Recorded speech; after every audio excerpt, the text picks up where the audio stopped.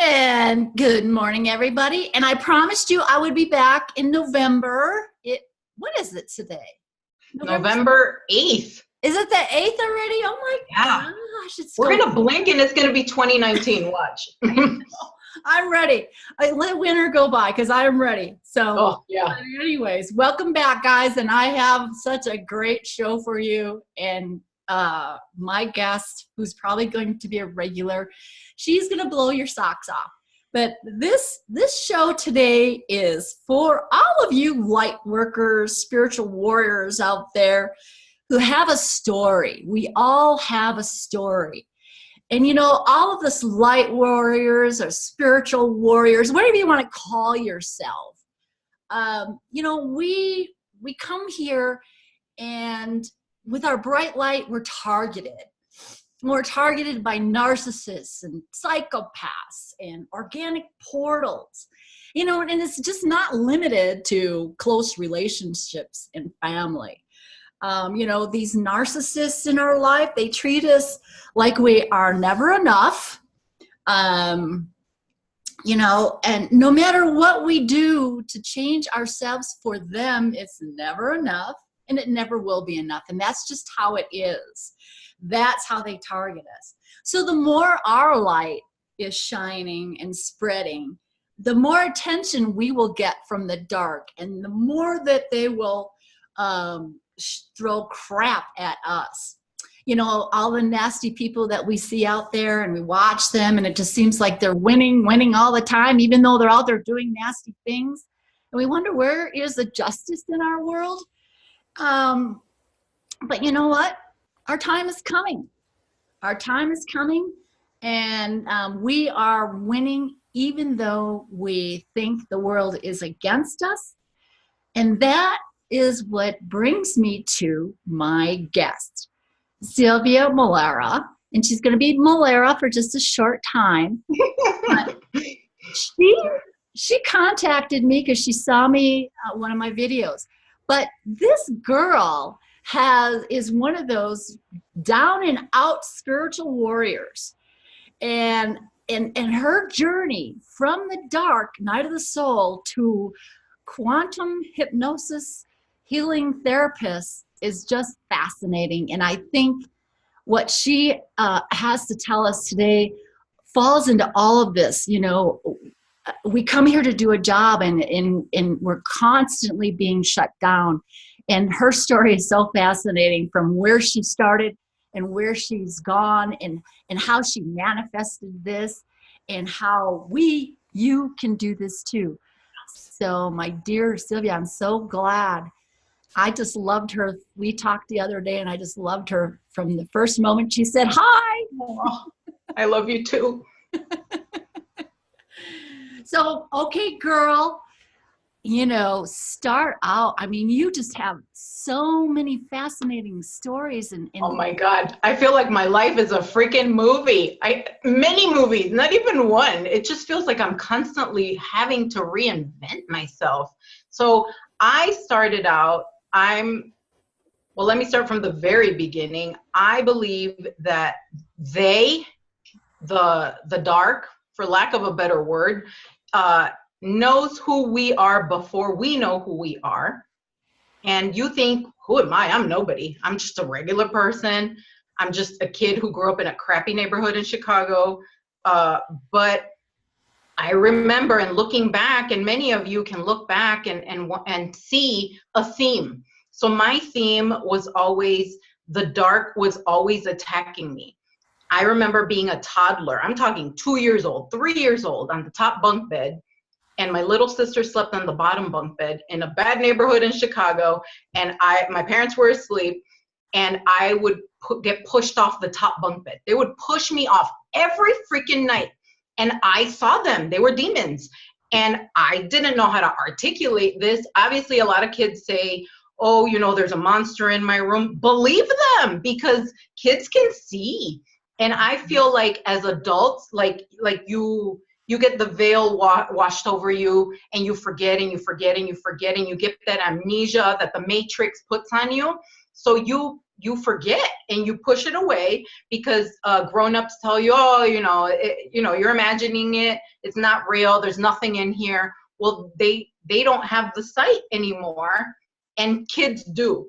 So I remember I would tell my mom and my dad in my baby talk, the exorcist is here. Reagan, she's in my room. And I didn't know what to call it because I didn't know what it was. I just knew that I got the same feeling from these beings that I got from that girl from that movie, The Exorcist in the 70s. And so I called it that, but I didn't know what it was. So anyway, I remember my entire childhood, just night terrors, being attacked in the astral, in the dream state, in the awake state, just constantly. I feel like they want to stop you. They want you to kill yourself. They want you to be fearful. But what they don't anticipate is that they train you. And when something is difficult, it makes you strong. Just like lifting weights. When you lift a weight, you have to tear that muscle apart, and then it grows huge. And that's what it is. That's why you get sore, because you're ripping muscles and then they get big after they grow back, right? So that's how you build a muscle. So my entire life like that, very abusive, narcissistic father. He was molesting me and my sisters. Grew up in a very abusive household. Then all the boyfriends that I had after that, very abusive, physically, sexually, mentally, emotional, every kind of abuse that you can imagine. I feel like I have my PhD in abuse. And that sounds funny, but it's sad, but I wear it as a badge of honor, because I feel like, why should I be ashamed? A lot of women, which is shocking, and men want you to just be quiet, don't talk about it. And I feel like, why should I be ashamed? I didn't do anything. They did something. So I'm going to use it as to lift other women up, other men up, because it happens to all of us, whether we choose to admit it or not. It does. It happens to men and women. Look at all these teachers molesting these little boys. What the hell's going on with that? I mean, the world is in shambles and chaos right now. So I feel like what we thought was real is no longer the case. It's being flipped. The tables have turned. Everything's opposite. It's opposite land. So to fast forward into the future, or into the recent past, I was in law enforcement for 20 years. I was a 911 emergency dispatcher for police, fire, and medical. And that was my mission. I thought it was my mission, my job. I loved it. I loved helping people. I mean, nobody calls you on a good day for 911. They call you at their worst, at their absolute most terrifying worst. And in seconds, I had to come up with, how can I help them best? Well, you need this, this, and this. That's where I'm becoming, being an empath and psychic comes in so handy, because I was able to everything. I could anticipate the officer's needs before they even asked for something, the caller's needs before they even asked for something. And every time my life has, or currently has been in shambles, I see, okay, well, if I could help strangers on their worst day within seconds, minutes, to help them and save them, surely I can do that for myself. So that gives me a reality check, like, come back home, sister, you can do this, you know? So I was in law enforcement for almost 20 years, and I got faced with a very difficult choice. A friend, she wasn't like a really good friend, but I still considered her a friend. I was fond of her. And I was a trainer. I had trained everybody that I worked with. And I mean, I'm a police veteran. I had been there for a long time. These people were like my family. I mean, after decades, you're no longer coworkers, you're family. And you spend holidays with these people, so you're always there. We knew each other's kids, each other's, spouses, whatever. And so it felt more like siblings. So I was faced with a death threat against the cop. And my husband's a cop. So I thought, I have to say something. Now you're making me have to say something. And I did not want to. I didn't want to get her in trouble. But at the same time, how am I going to sleep at night or look at myself if I know that I can save somebody's life? I have to. I can't not do it, you know? So I bit the bullet. I reported it. And I'm thinking, you know, logically in my mind, well, oh, well, I lost a friend. Too bad, you know? But I really never thought that anything negative would befall me, because this is my family. This is my home. These are my people. Oh no, they flipped on me 1000%. And I started seeing the corruption. I started seeing the cover-ups. I started seeing a different side of people, and I was fired for it. First, they put me on investigation. What the hell are you investigating? Because I had nothing to gain from reporting a death threat. What the hell do I care? I'm going home, but I don't know if he's going home. So that's why I'm making it your business, and you can investigate or you can ignore it. I don't care what you do with it, but I need to get it off of my chest, off of my conscience, and report it to you, and you do whatever you want with it. I'm just letting you know. And they said, oh, you had your phone, your cell phone. You got the death threat on your cell phone. And you're not supposed to have your cell phone. Well, I have kids. I like lived at that freaking office. I mean, sometimes I work 12 hours straight, sometimes 15. And I only came home to sleep a few hours and then go right back in, because that was a job. And I took an oath. You know, the needs of the department, the needs of the community come before your personal needs. Okay, I'm sacrificing a friendship for the job. And what did I get? I got fired for it after all those years of service. And I'm thinking, what the hell is going on? Am I in another reality? Who are you? What? Like, I could not logically understand what was going on. Well, that was the beginning of my awakening. Because right at that same time, right before I got fired, in hindsight, I'm looking back, and I started seeing, a few months before I got fired, I started seeing 2 angels that would follow me to work. At the time, I didn't know they were angels. I thought I was going nuts. I had a blue light that would follow me right here, and then a white light right here. And they were everywhere I went. Even if it was morning, afternoon, nighttime, they were always right here. And at work, in the office, at the 911 center, they were right here. And I'm thinking, is it my glasses? Is it my contacts? Can you see these lights? No, what are you talking about? And then I start getting the call to look up angel numbers. They weren't like, you know, 1111 or 222, the most popular ones.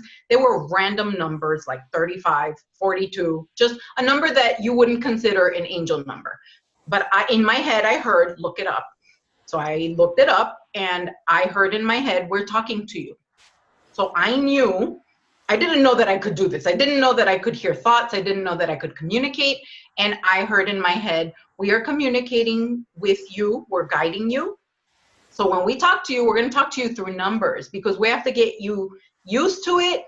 And we have to see if you're willing, because I believe all of us can do this. We all do this, but whether or not you are brave enough to listen, brave enough to open and allow yourself to receive, and then do what they tell you to do.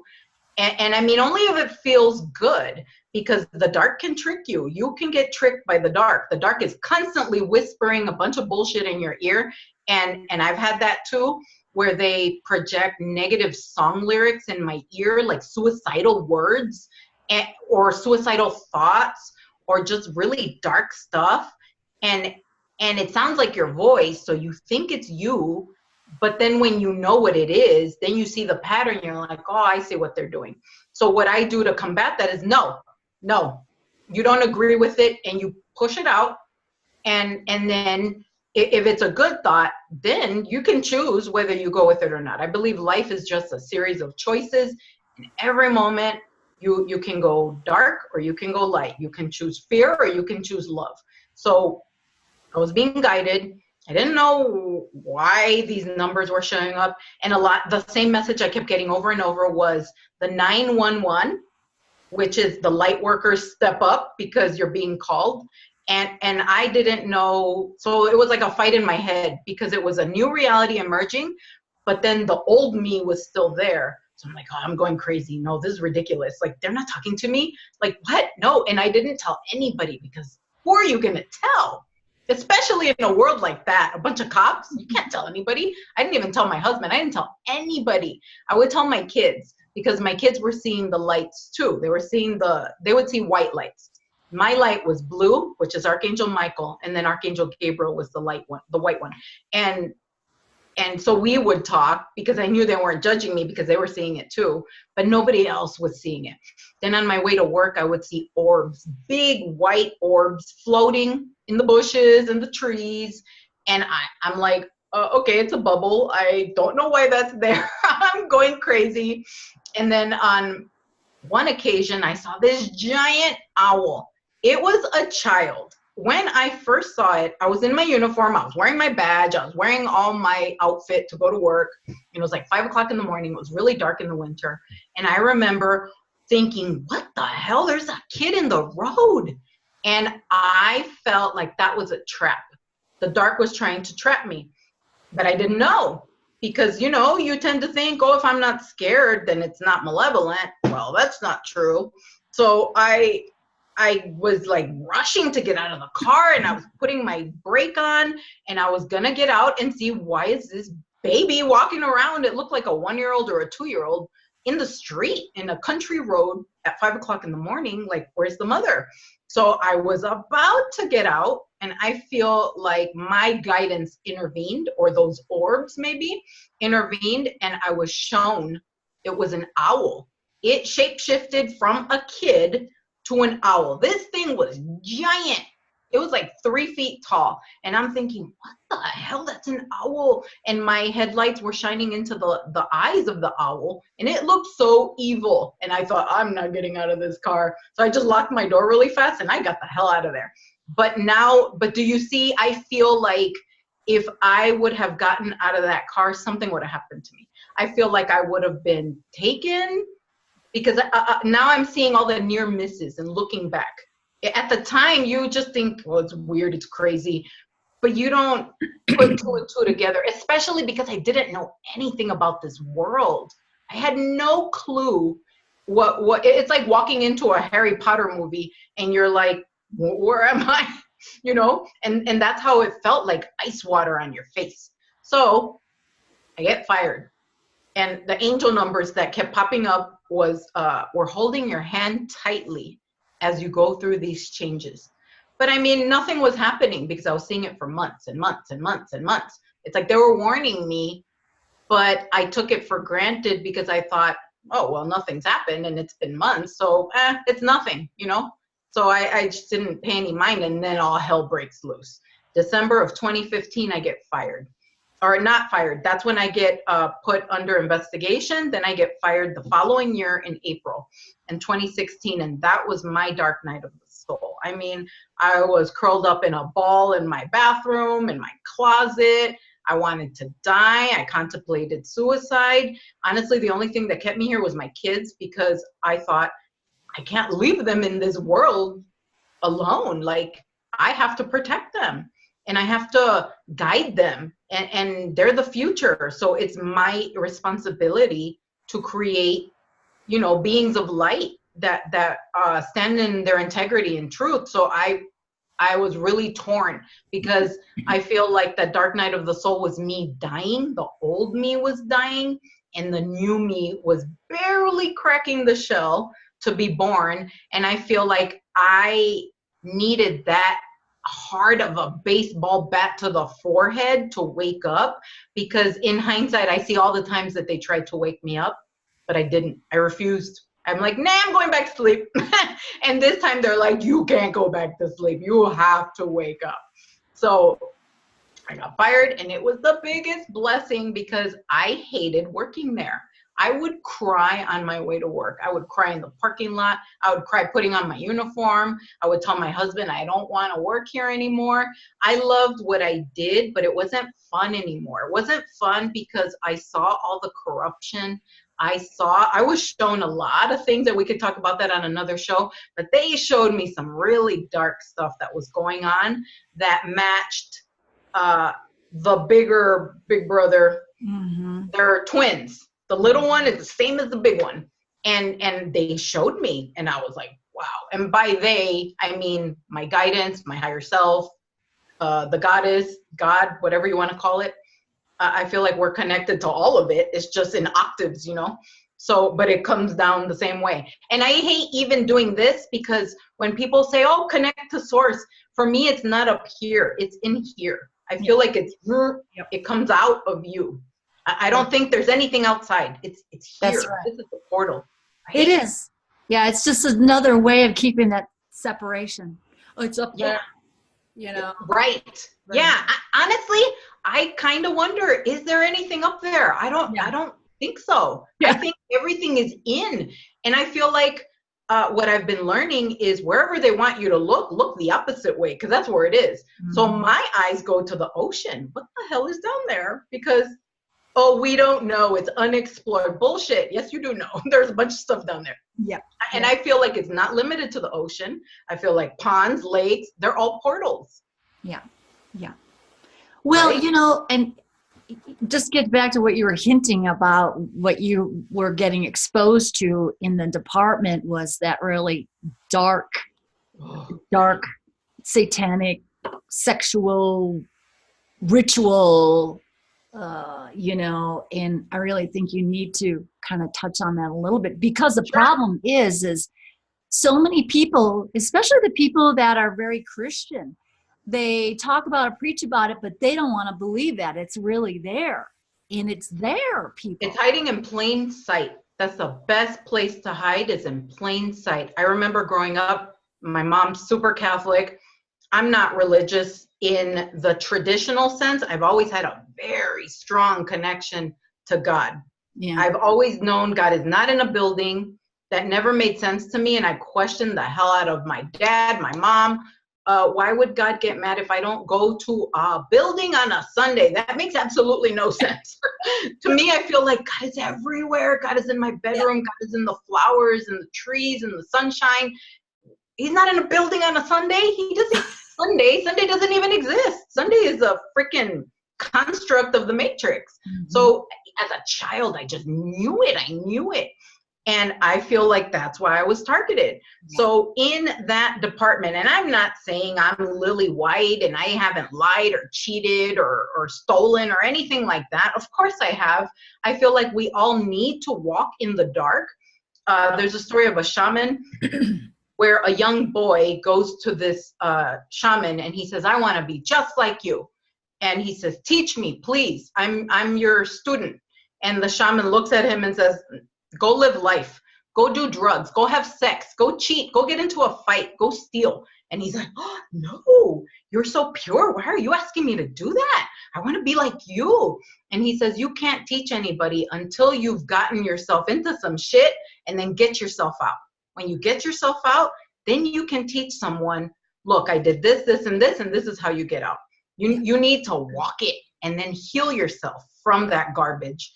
And I feel like that's what we're doing. A lot of us light workers, like we're healing ourselves.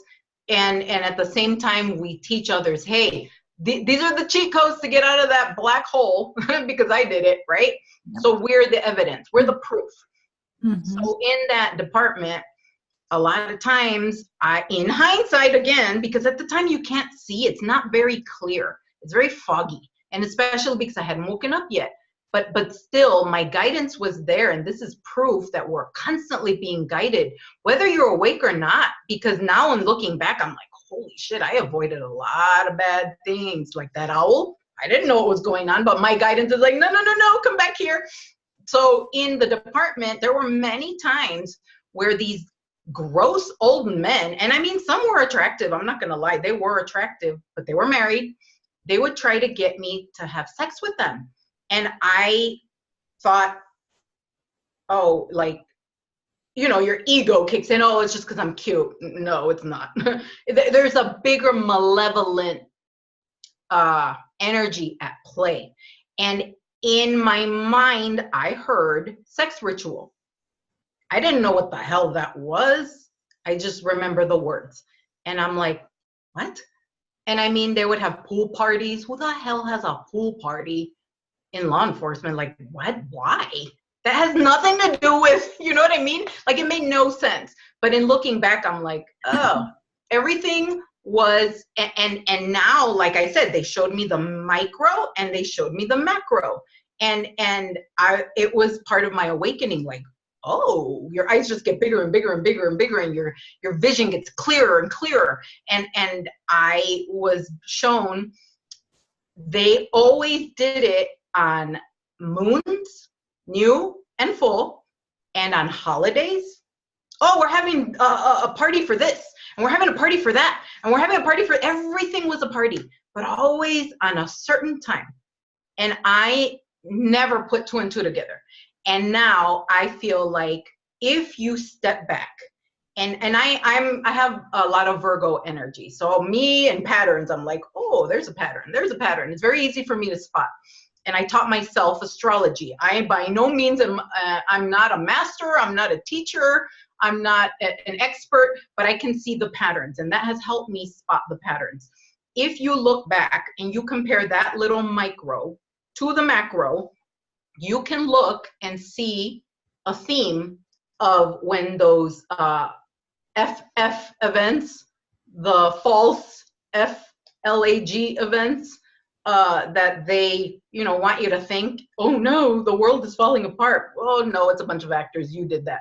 But it's always on a full moon or on a new moon. If you go back and you research, I have looked that the Vegas shooting, it was during a moon event. Because that's when they generate the most energy. That's when they manipulate you. The moon controls. I proved it. I worked in law enforcement for 20 years. Every time there was a full moon, I asked for more staff to be with me, especially during the night shift, because all hell would break loose. I have worked at labor and delivery where babies are born. That's when they all go into labor. It's something that they have manipulated with the moon to get energy from us. And it's also tied in with women's cycles. It's not supposed to hurt, but they make it hurt because they want to get as much energy out of you as possible. It makes people fight. It makes all of that. I mean, it's just chaos. It's just a machine for chaos.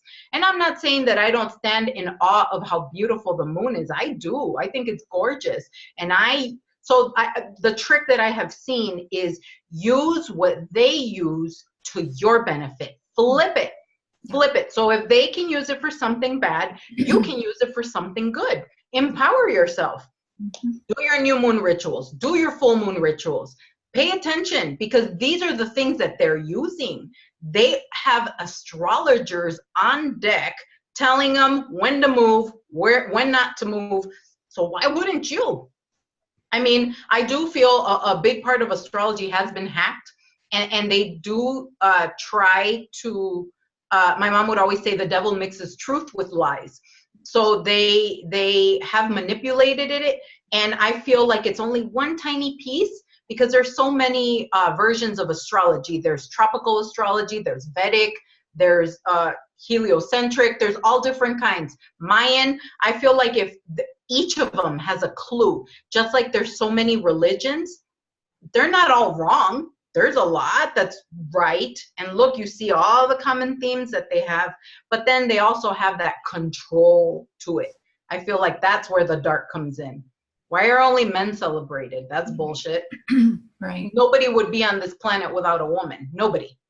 Yep. And so it's like, you have to look at, what are you hiding? So wherever they don't want you to look, that's where you look. Mm-hmm. That's where the secret is hiding in plain sight. And I feel like that, you just have to use your discernment in anything that is so important right now, because everything's being revealed. So it's easier than ever to see people's true intentions right now. In Vedic astrology, Jupiter just entered Scorpio, and that I noticed a huge shift as soon as it clicked over. I believe it was October 9th. And I noticed in my personal life, something changed. Something feels different. And I didn't know what it was. And then I found out Jupiter entered Scorpio in Vedic. And I'm like, oh, so you see the pattern. You start noticing it and just experiment. Because the reason I started teaching myself astrology was like, what the fuck is going on? There has to be a reason. And I started researching, and astrology gave me a lot of clues. And they're clues, but you have to follow the breadcrumb, and that will lead you to something else. But always use your discernment. Don't just, blindly follow what anybody says. Oh, because they're on TV. Oh, because they're on YouTube. Oh, because they have this title. Who cares? That doesn't mean that they're perfect. You use your gut, your heart right here. The truth will always vibrate right here. And if it sounds like bullshit, it is bullshit. Like, people need to stop second guessing themselves and thinking, oh, what do I know? I don't know anything. I'm just a teacher. I'm just a mom. No, you are holy. You are sacred. And you're here for a reason. And nobody can give what you have. You have your own special signature. And we're all here. It's like a facet on a diamond. And you can't make that diamond without each little sparkle, right? So we all need each other, and we're all holding hands.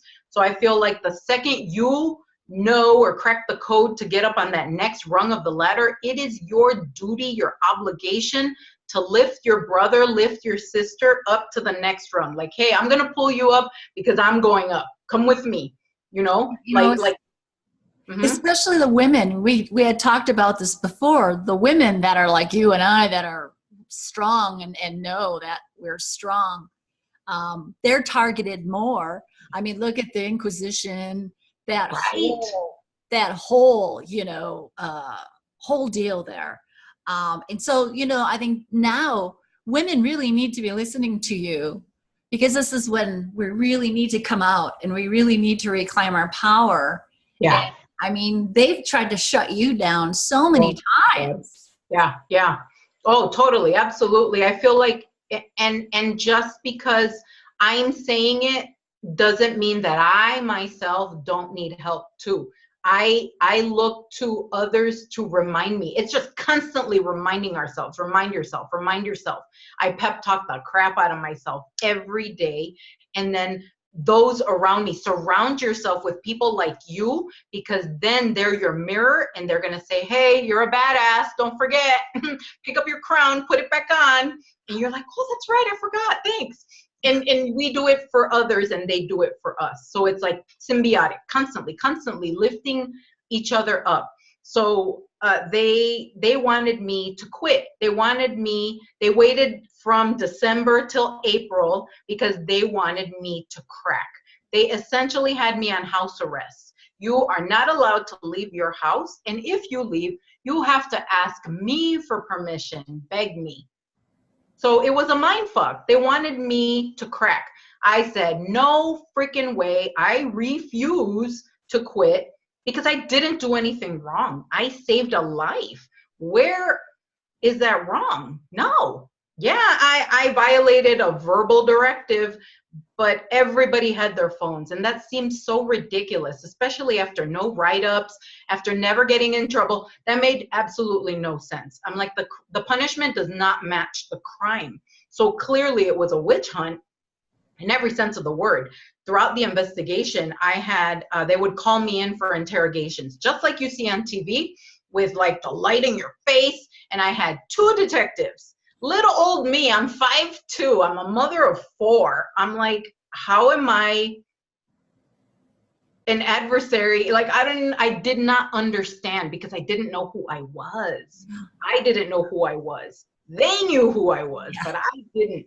So to me, it didn't make sense. Why are you why are you bringing a cannon to a knife, or I had a butter knife and they had a cannon, and I'm like, why are you aiming that cannon at me? But it's like when the Hulk doesn't know he's the Hulk, of course anybody else is going to be freaking out and scared, but I didn't know I was the Hulk.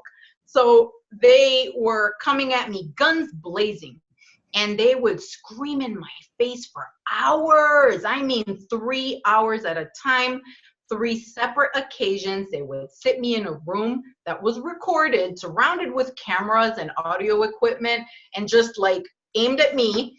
And I'm sitting there like, why are you doing all this for me? Like, this makes no sense. But they wanted me to crack. And I'm not going to lie, when you're in that room, you're like, well, shit, did I murder somebody? Like, maybe I did. Like, why am I here? Because you don't understand. And they're trying to manipulate you mentally, emotionally, physically, by depriving you of water, of going to the bathroom, of calling for help, of anything. You're just isolated, and you're sitting in that room, and they want you to say something that is not true. They're trying to trick you into saying yes, yes. into agreeing. And when they talk to you, they nod their head. They're like, you did this, right? You did this, right? And I'm like, no. It's like the Inquisition all over again. Yes. Yeah. Yeah. A witch hunt. So they would sit there for hours. They were wearing guns. They were wearing badges. They would get this close and scream in my face. And I'm like, look, no matter how long we sit here, no matter how much you yell at me, that's not going to change the truth. The truth is the truth is the truth. So, okay, you want to sit here? You want to waste your time? Go for it. But you're not going to get a different answer from me because the truth will never change. So, okay, you want to hop up and down and cry and scream? Go for it. So I just eventually shut down. And I'm like, look, you are a stranger, essentially. Yes, I know you. I know your wife. I know your kids. I know your families because I worked with these men. But I don't love you. So there's nothing you can do to me to correct me. Like if I could withstand abuse from my father, who I love dearly, and that shattered the hell out of me, from men that I was in love with, that I had children with, they abused me. That fucking hurt. You think that what you're doing is gonna hurt? Yeah. No, I just brush it off. No, we'll sit here all night. Okay, I got time. You're paying me. Let's do it. So I would just sit there and they would get so pissed because they wanted me to crack. They wanted me to cry and I refused. So there was something within me running through me that was putting out this field of energy around me and not allowing me to crack. Like my real root strength was coming out and I was standing strong. And I'm like, no. And you're not going to shut me up. No, because that's not true. And in the series of those investigations, many actual crimes that men who wore badges and swore an oath had committed in the course of their job, and they didn't do shit about them. Actual crimes that cops were committing, sergeants, lieutenants, police captains, they didn't do shit about them. And I'm like, oh, you're targeting me for having a phone, but you're not doing anything about this? This is a real crime. And I could have pursued it, but my guidance was saying, leave it alone, drop it. Oh my God, that was so hard to do because I was seeing red. I wanted blood.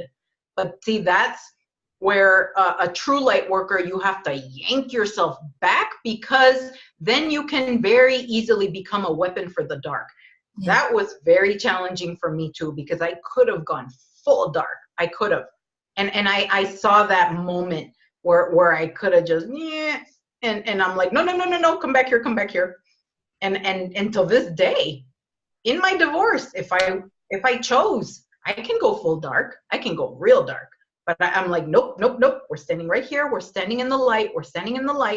And even though he has chosen the dark, I still can see who he really is. I see his potential, and that's what makes me so sad.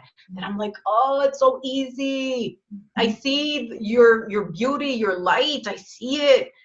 Just come with me. I'll help you. But you can't force feed anybody light. So now I just send him love, and I have him in a bubble of light, and I work on him in the astral. He doesn't have to know about it. He doesn't have to thank me. Nothing. We don't need to exchange words. Because of my children, I have an obligation to you, a soul contract, and I will help you. I will heal you from afar, and I hope that you wake up. And when you wake up, I'll be here. But at the same time, I can't allow you to deplete me anymore. You cannot siphon energy from me anymore. I'm unplugging from that. And no, I'm not allowing myself to be violated anymore.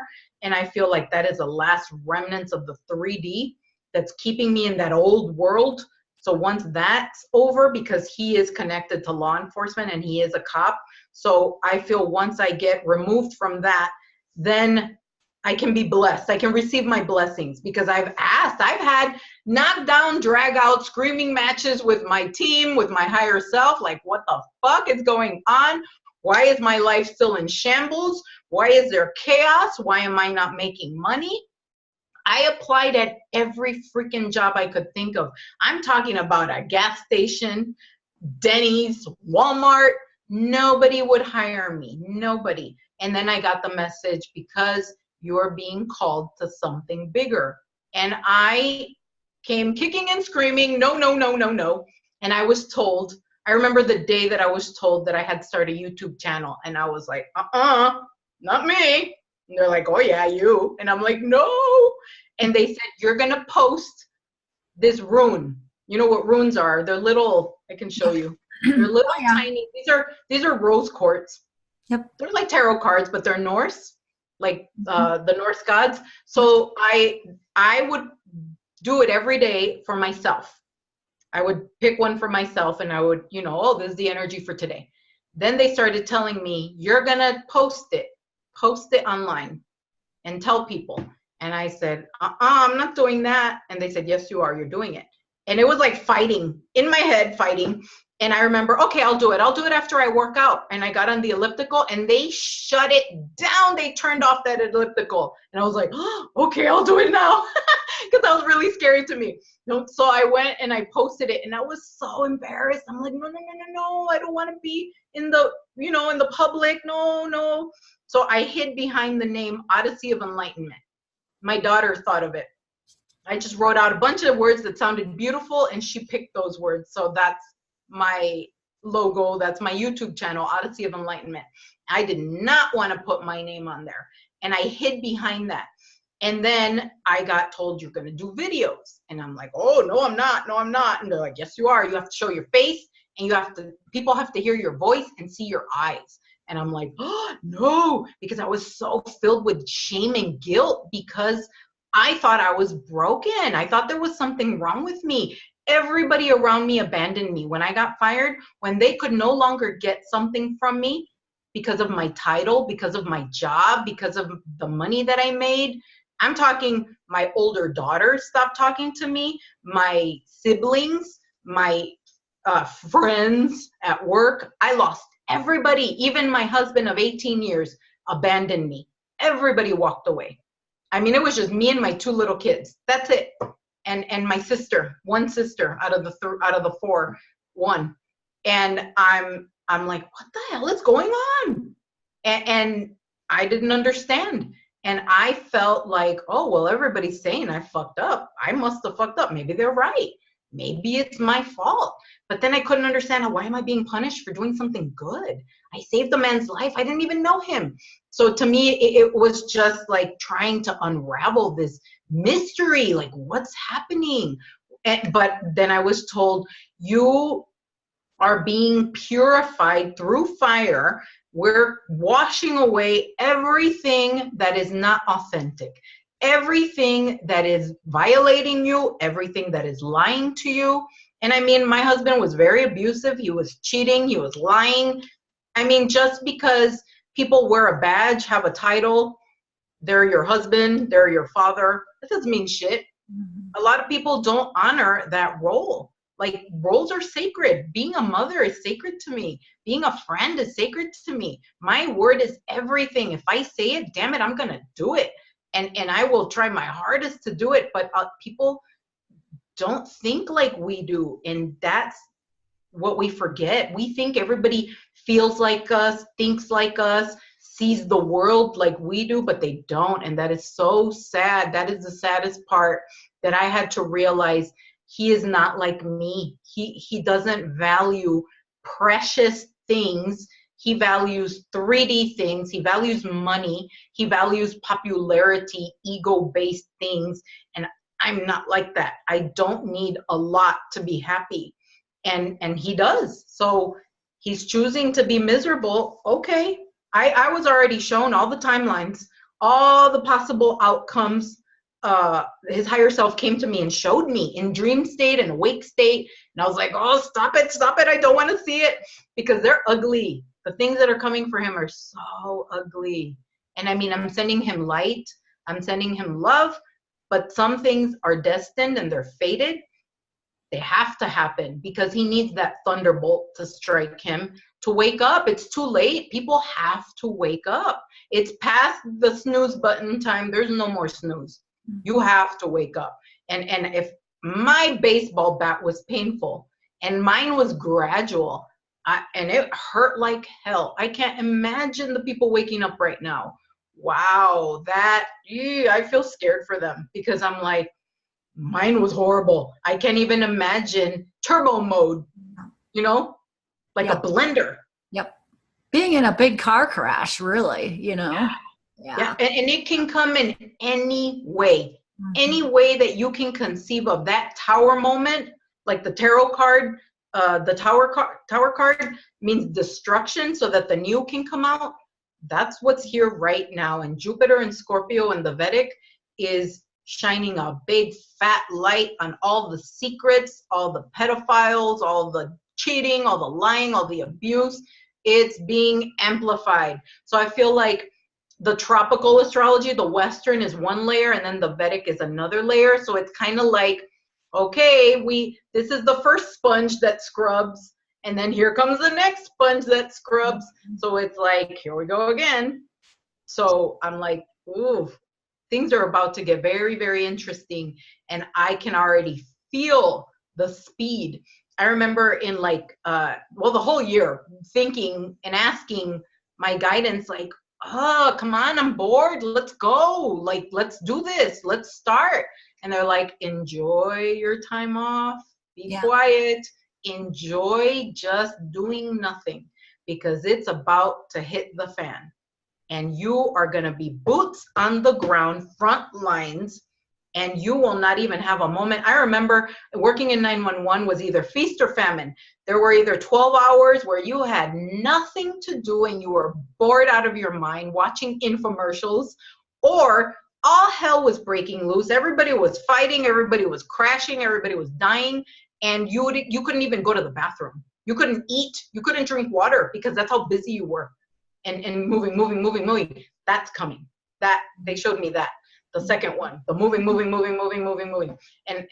the people that thought you were crazy, the people that talk shit, they're going to be the first ones that come to you for help, because you are a lighthouse. You're shining your light, and they're stumbling in the dark, and they're like, oh, there's a light.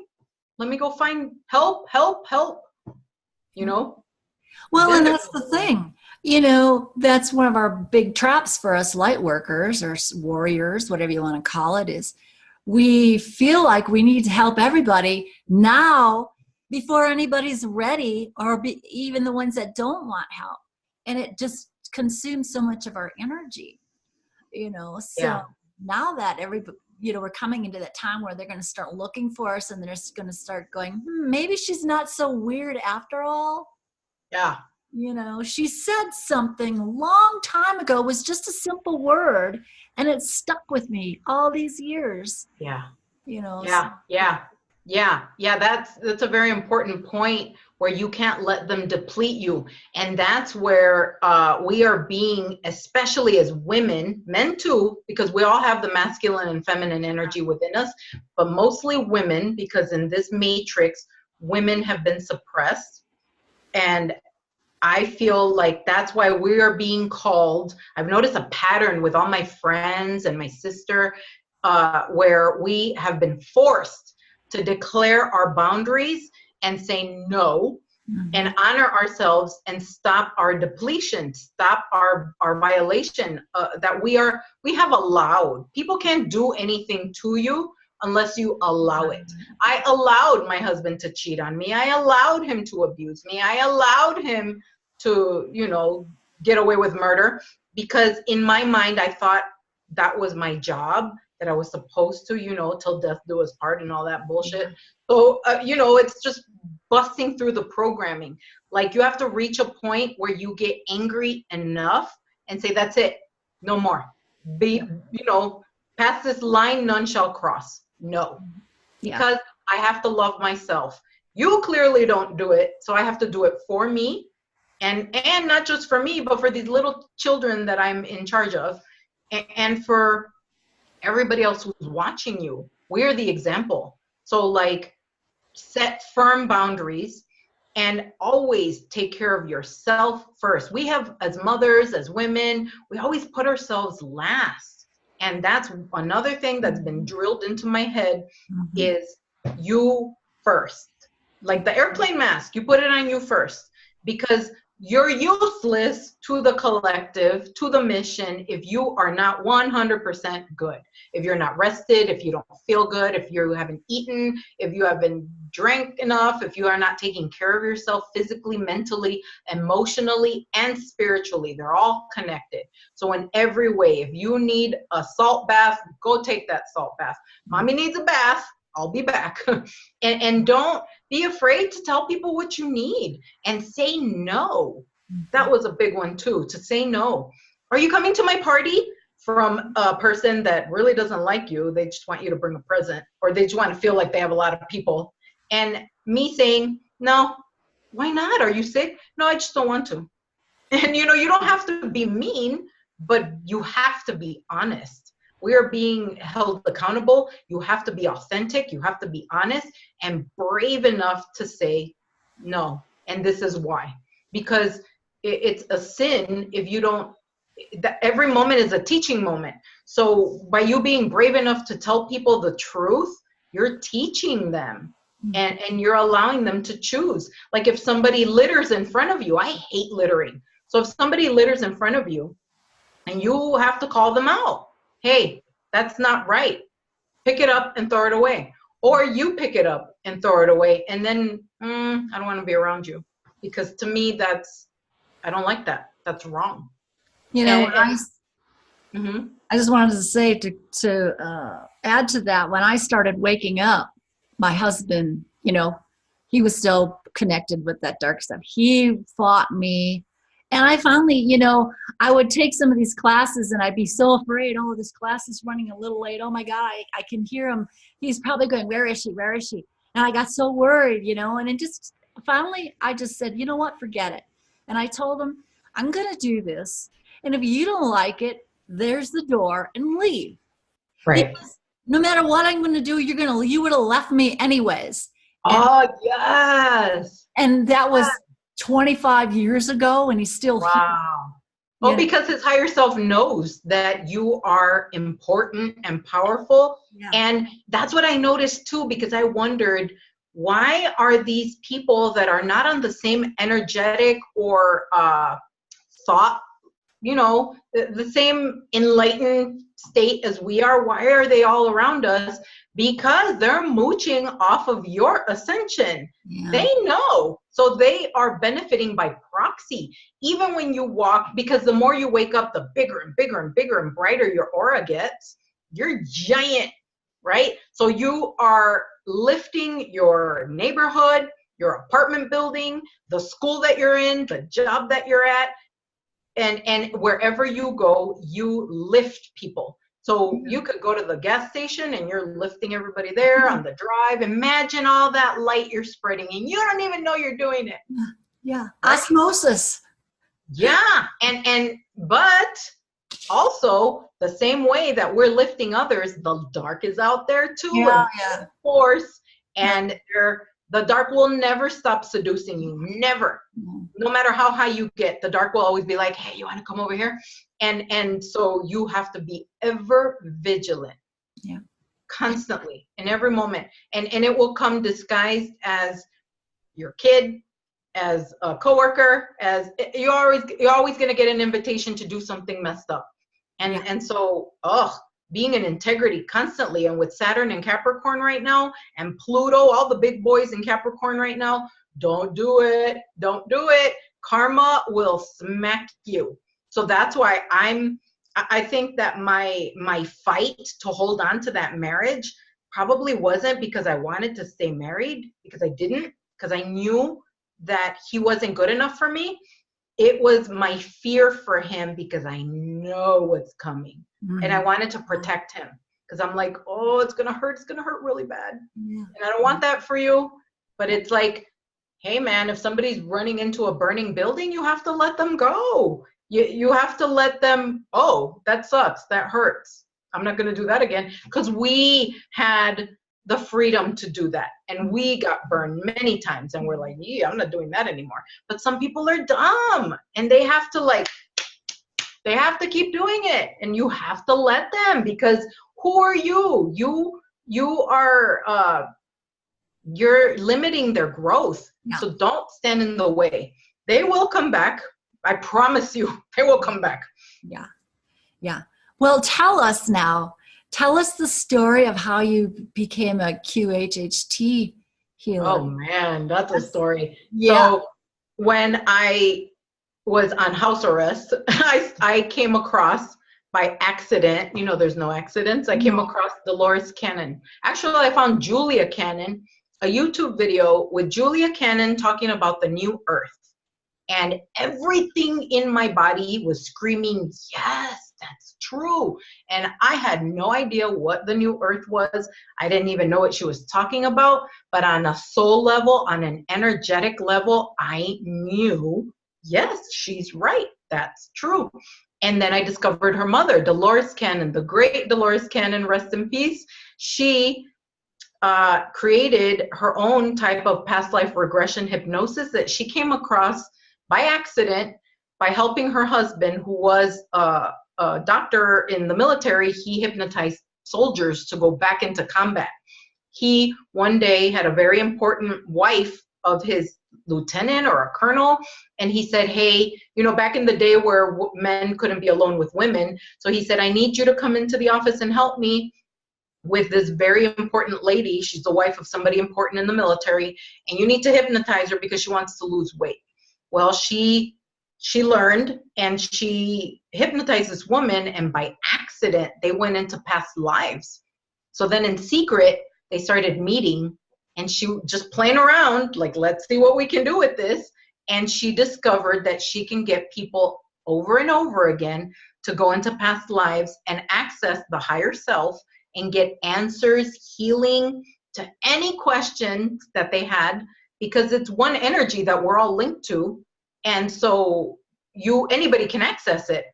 But she found a way she stumbled upon it, and this became her legend. Like, she gifted this to the world. So it's called quantum healing hypnosis technique, and that is the Dolores Cannon method. She believed that you have to do it in person, but I mean, really, that she was in the 60s, 70s, 80s, 90s, and onward. This was before the internet really blew up. I remember when I started taking the class, my guidance said, that's not true. You're going to do it online. And I remember thinking, like, okay, like, I didn't understand why they were telling me that. But now, as I learned, there's no such thing as time. There's no such thing as space. Everything exists right here, right now. So there is no, you know, our separation is an illusion. Look at us. We're in different states. And now we're finally on the same time zone, because time is bullshit. It's not true. I mean, they decide when, you know, the calendar has changed so many times. And so really it's an illusion. It's what you believe, right? So at the time I discovered Dolores Cannon, I was just in love with her. And I knew that I had to do this thing that she did. I didn't even know they offered classes. I just knew I wanted to learn more, and I wanted to be like her. And so I was just desperately seeking all information on Dolores Cannon. So then I found out the price of the classes, and I was devastated because it was like almost $2,000. And I was about to get fired. And I'm like, how the hell am I going to swing $2,000?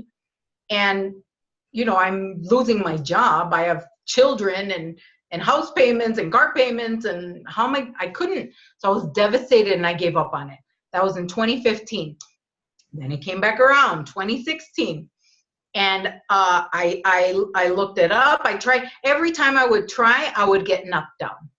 And I feel like sometimes, yes, it could be interference, but I think it's also the universe asking, how serious are you? You know, you have to be initiated. Yeah. And I felt like some things are not just going to be given to you, because you won't appreciate it. You have to, like, really, like, you know, Capricorn is a sign of the goat climbing that mountain with these tiny little cracks.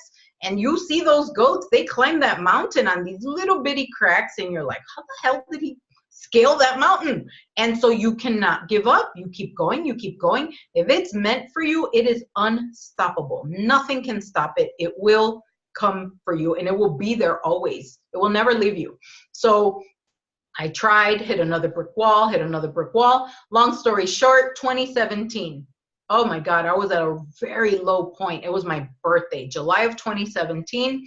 And this beautiful woman, Kat Kinney, who does cosmic numerology, gifted me a birthday session.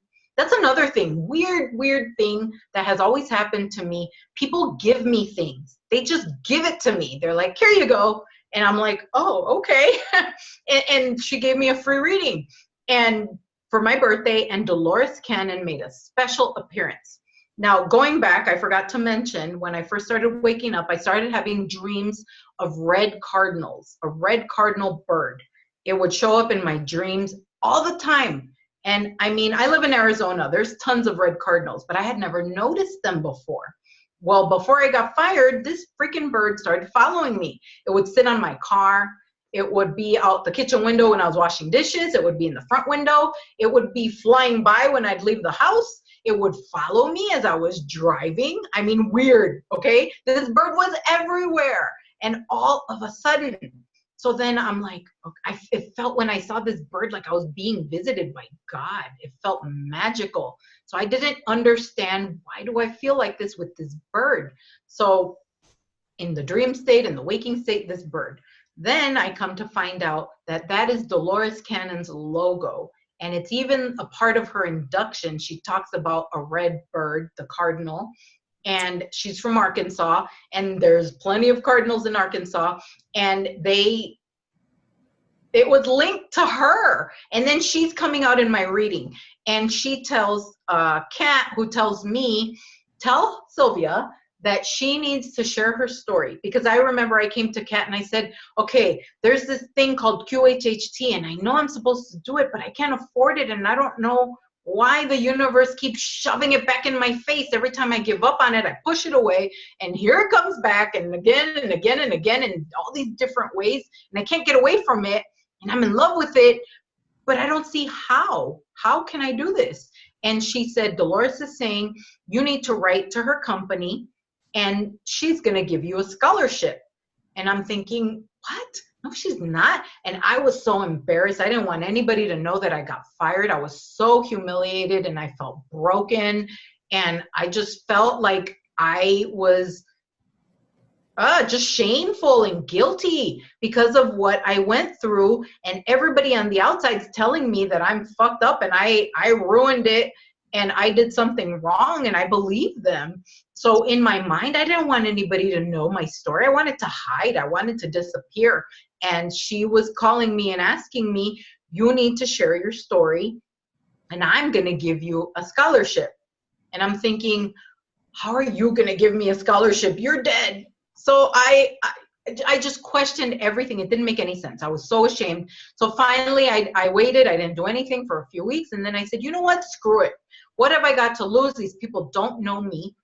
It's private. It's an email. I never have to see them again if nothing comes of it. I have nothing to lose. So I sent this long email because she said, don't leave anything out. Say everything, even the bird, getting fired, all of it. So I sent this super long email, and I said, Dolores said to send this to you. And I was so embarrassed, and I thought I was crazy. Nothing happened for a few weeks. Actually, I think it was a couple of months. I didn't hear anything. And I was like, yeah, I knew it was bullshit. I was, you know, it wasn't true. I was kidding myself. And I get this big fat envelope in the mail. And it's from Dolores's company, and there's a little red bird on it. And I open it up, and it's like, congratulations, you got a scholarship. And I'm like, oh.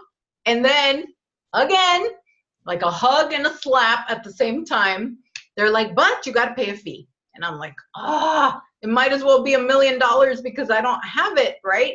But by this time I am fired. By this time we're struggling so hard financially.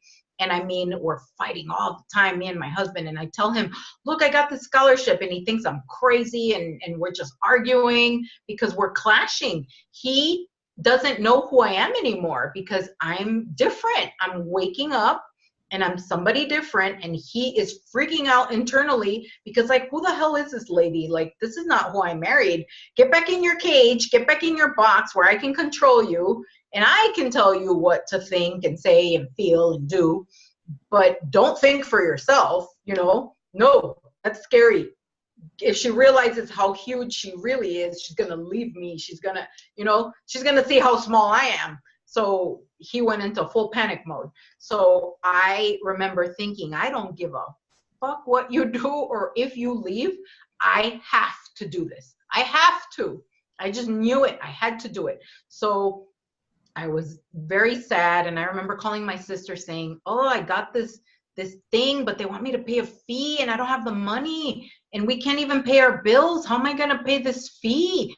And I felt so angry. I remember thinking, God, why did you give me this gift if I can't do it? You know, I don't have the funds. If you want me to do this, I'm willing to look crazy and do it. I'm willing to piss off my husband and do this. But if you want me to do this, bring me the resources that I need to do it.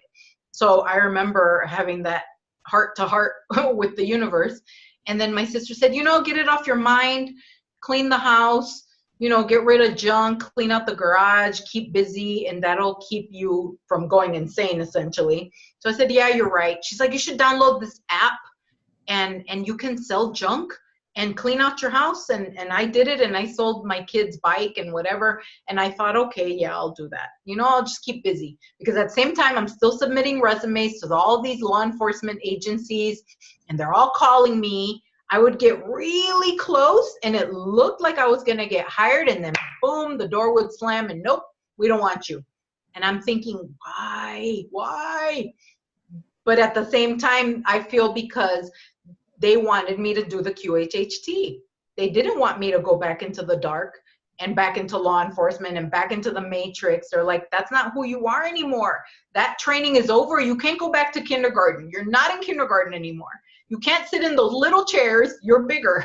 So that was such a struggle for me, because I love being in that environment, but they're like, no, not for you, not for you. So I remember I made $500 off that little app with garbage in my garage. And I had enough to pay the fee and enough to pay bills that we were behind on. And I remember it was the end of 2017 and Mercury was retrograde, and I wanted to stack all the chips in my favor. So I remember I purposely waited until 2018 came in, because I did not want any of that, you know, astrological influence to hinder me in any way. You're not supposed to begin anything new during a Mercury retrograde. And I mean, if you've already started something, then it's okay to go ahead with it. But typically, and we're about to go into Mercury retrograde again in November. So I remember waiting until January hit, and then I started running with the QHHT, and it has taken off like a rocket ship. This thing has a mind of its own. It has an energy of its own. And I feel like I'm just a passenger in the rocket. Like, I'm like, oh, what? Wow. I've had amazing sessions, even with my own kids. Fascinating. My little boy. Wow. The things that have come out of that kid's mouth.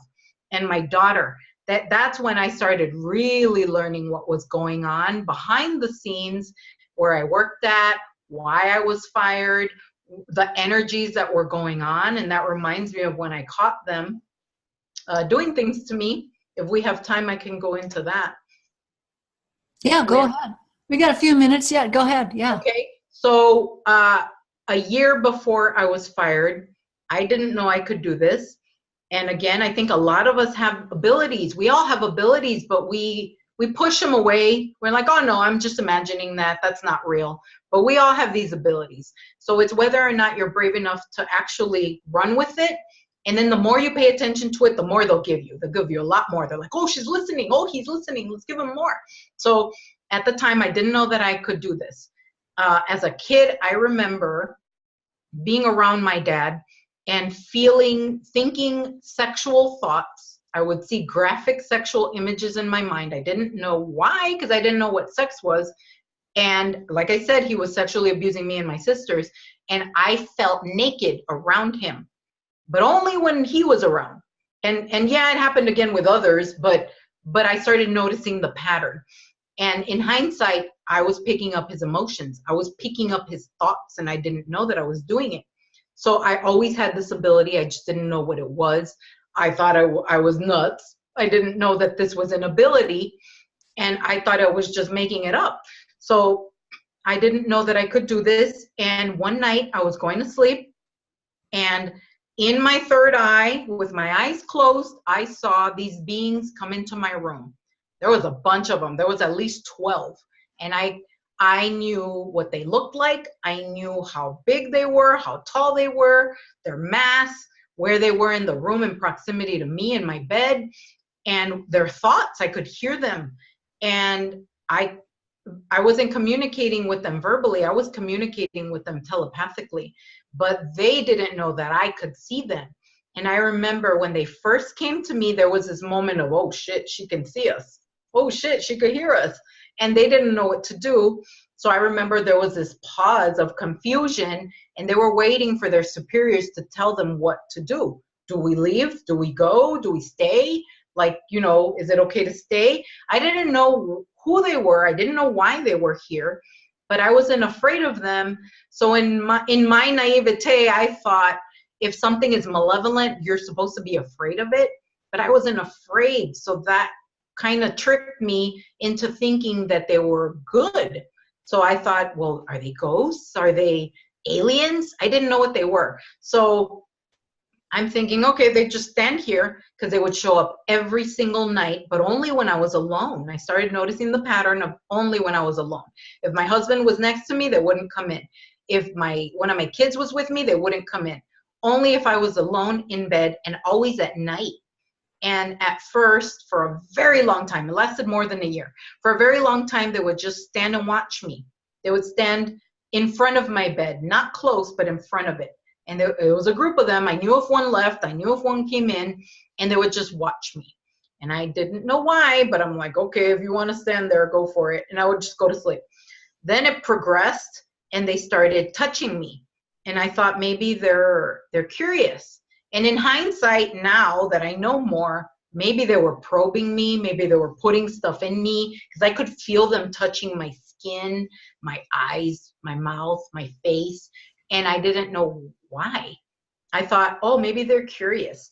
Then it progressed, and they started scratching me, they started hitting me, and it got to the point where I was really scared to go to sleep. So I would force my kids to sleep with me so that I could sleep, because I had to go to work. And then the absolute scariest that it got, I was home alone, and I had to work a double shift, and I had to sleep. And I was so scared to go to sleep, because I knew they were going to come harass me. And I mean, I asked them, leave me alone, leave me alone. They would not leave me alone. And so I was really scared, because I didn't know what they were going to do now. They were hitting me now. They were scratching me now. And I was in panic, but I had to go to sleep. So I took a Benadryl, and I went to bed, and I woke up paralyzed. I could not move. I just had tears running down my face. I was in full-blown panic, because I'm thinking, oh, I can't scream. There's nobody home anyway, but I can't move either.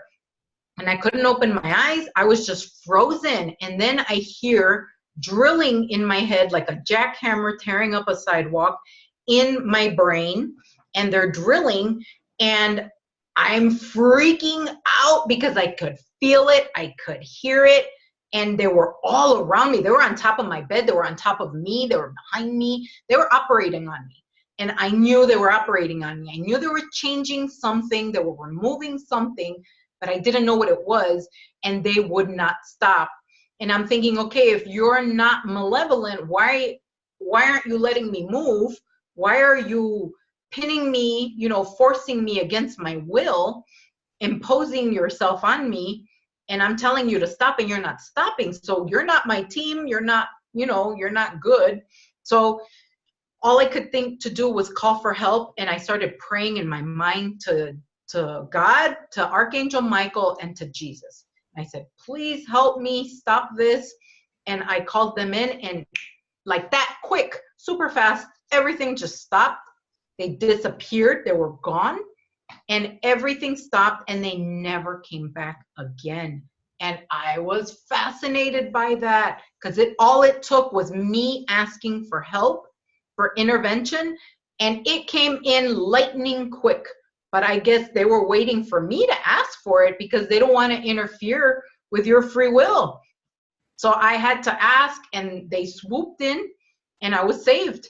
And in sessions, I remember asking my daughter, in my daughter's session, I said, what were those things that came into my room that were doing that to me?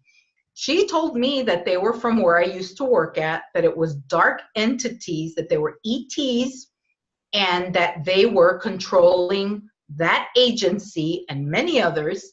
And do you see how that's how they started showing me the micro is like the macro. They're being controlled. And they wanted me to get back in my cage and go back to sleep. I said, why me? And they said, because you're very powerful and you're going to help a lot of people. And they know your path. It's kind of like that movie. I don't know if you've ever seen it, Jupiter Rising, right? Where they go back in time to kill her because they know who she is. So if anybody's interested, watch that movie, Jupiter Rising. I think they changed, that's a Mandela effect too. Jupiter Ascending and Jupiter Rising. There's 2 titles. Oh, really? Oh. Yeah, that's a Mandela effect. So whichever reality you're in, look up Jupiter Rising or Jupiter Ascending. And they tried to stop me, but they couldn't. And I said, why couldn't they stop me? And they said, because you're too powerful. They thought you were weaker, but you're not. And that's why they were freaked out that you saw them, because they knew that you were powerful, but they didn't know how powerful. And so you freaked them out because they thought, oh, this is going to be easy. And then they're like, oh shit, it's not easy. It's going to be harder than we thought, you know? So they tried to stop me. They said that they were malevolent ETs and that they're controlling a lot of people and that they were doing it to everyone. But I caught them. They're doing it to my husband. They showed me how they put things in your head when you're asleep to put the veil back over you and to plant dark thoughts in you.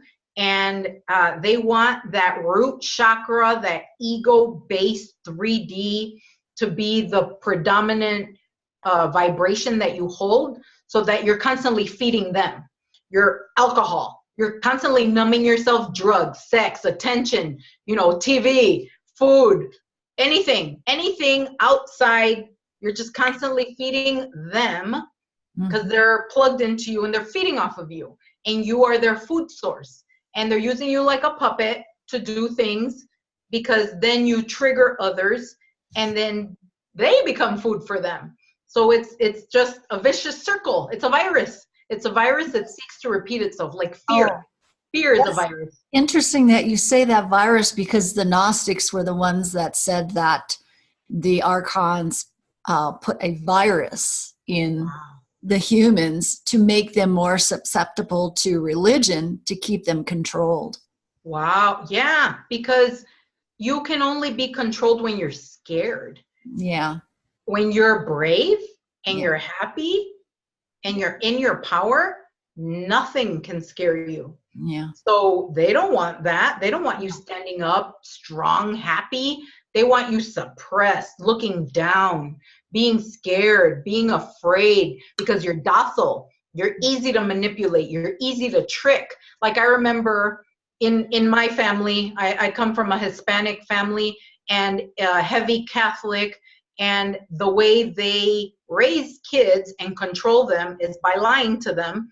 And they would say, the devil's going to punish you. The devil's going to get you. God's going to punish you. Everybody's going to punish you. You have to be afraid of everything. You have to be afraid of God. You have to be afraid of the devil. You have to be afraid of people. You have to be afraid of everything, of sex, of everything. They just make you really, really scared, because then they can control you. And, oh, mommy said, don't do that. Mommy said, don't go there. So the way they raise kids is by pushing them down, making them little.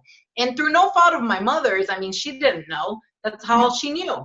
But now our job is to raise our kids empowered, the opposite of how we were raised. We were raised with fear. So now our kids' predominant vibration must be love. You are loved. You are precious. You can do anything. Because why? Because I didn't have it and I hated it. I had to like claw my way out of that dark pit, but I don't want you in that dark pit. I want you in the light. Yeah. Well, we got to starve them out. You know, they can't feed off of that higher vibration. They can only feed off the lower, you know, negative fear vibration. So we need to starve them out. Yeah, starve the dark, feed the light. And you can't force feed anybody light. You offer it and you just hold space for them. Yeah. So you hold space for them, and when you're ready, I'm here. I will help you, but I'm not going to make you. I'm staying over here and I'm going to be happy. You want to be miserable? Go for it. Right. I will wait for you right here because I know that sucks. Right. I see the road that you're headed and it's not pretty. Right. But they don't see it because they're under the illusion. They're under the illusion of, right now the illusion is that the dark is winning. The dark is not winning. Right. The light is here and we've already won. Yeah. We've already won. We're just playing this game out. And it's up to us. You know, It's like the event. Everybody keeps waiting for this event, for something that's going to happen to us. You know, we have to make it happen. We're not going to wait around for it to happen to us. We have to go after it. We are the event. Yeah. We are the event. Yeah. And I was guilty of that too. I was waiting. Oh, yeah. I was like looking for the clouds and the mist and all that crap. And you know, talking about it constantly. And I feel like it is a thing. But it's not the way we thought it was. Yeah. That again was that false light trap, that little bit, you know, they give us enough to keep us going, but then they give us enough false mixed in with that to keep us, you know, so. Yeah. So true. Yeah. So now I do QHHT sessions. I do them in person. I do them online. Online it's called Beyond Quantum Healing because QHHT is trademarked. It's the same thing, but we have to call it something different because they're trademarked and their rule is that you have to do it in person. So I do sessions online from people all over the world. I do it on my kids. I do it on my kids' friends. I do it on my friends. It's just fun. It's fun. It's interesting. I have so much fascinating information that I want to put out, but I haven't had time because I'm cleaning out the 3D garbage. I'm throwing out the trash and that old life. And when I get through with that, I will emerge anew and share with the world. I feel like all of us are being called to stand up, stand in your light, share your story, share your truth, your brave vulnerability. Use it. Stand up. You're beautiful. You're a warrior. You can do this. If I can do it, you can do it. Anybody can do it. And we're just constantly reminding ourselves of that. Me included. I have to remind myself because there are times that I'm like, oh crap, can I do this? I don't think I can. I don't want to do it today. I want to go back to sleep. Right?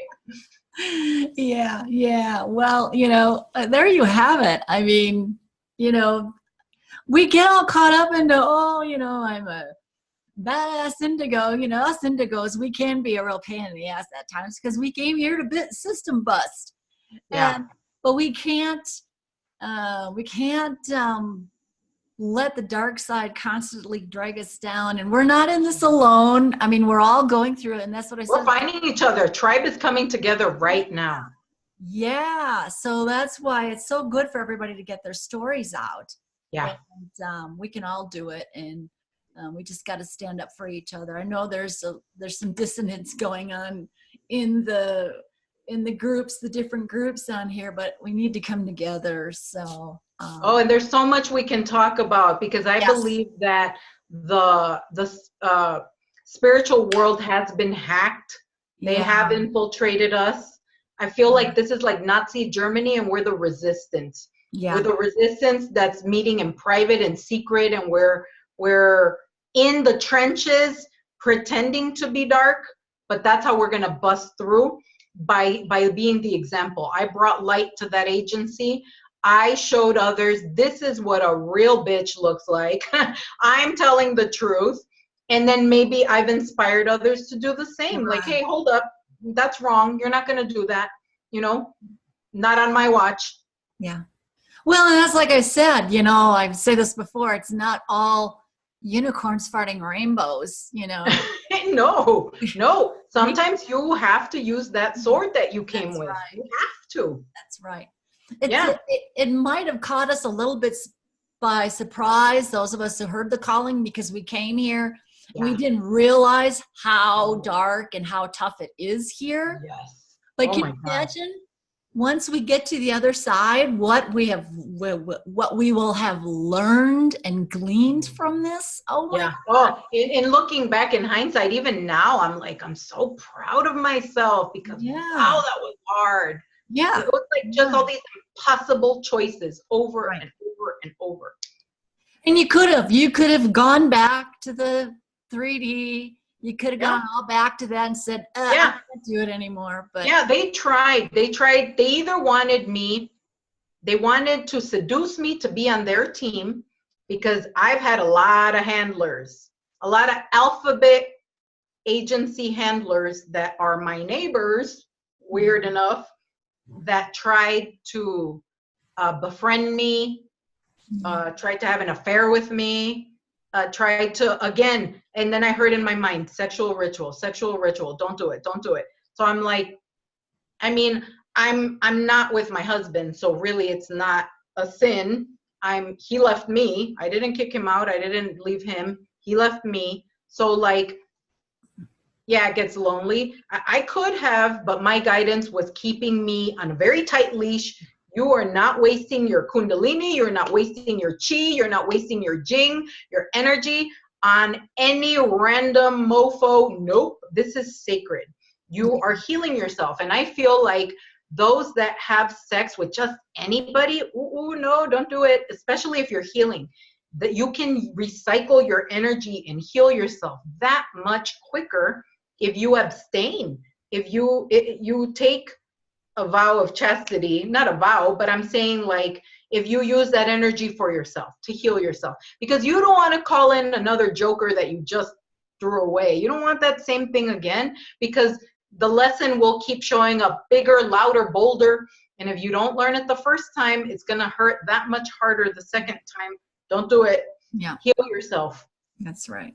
That's right. Yeah. So, I mean, we're surrounded by dark, and it will never stop inviting you. It will never stop seducing you or trying to get you. Either they want you on their team or they want to kill you. Those are the two.